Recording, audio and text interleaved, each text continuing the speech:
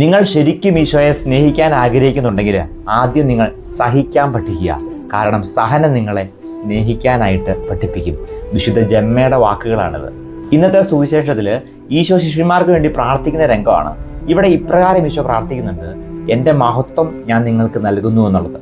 യോഹന്നാന്റെ സുവിശേഷത്തിൽ ഈ മഹത്വം എന്ന വാക്കിന് പല അർത്ഥങ്ങളുണ്ട്.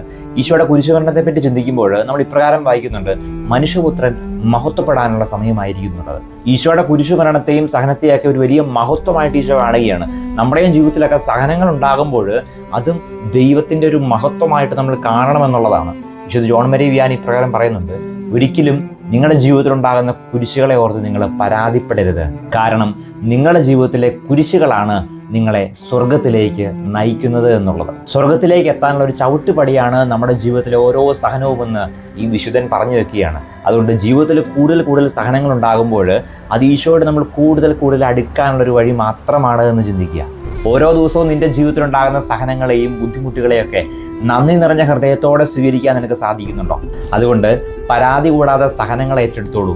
അതുവഴിയായിട്ട് ദൈവം നിനക്ക് വേണ്ടി കരുതി വെച്ചിരിക്കുന്ന ചില കൃപകൾ സ്വന്തമാക്കാൻ വേണ്ടി.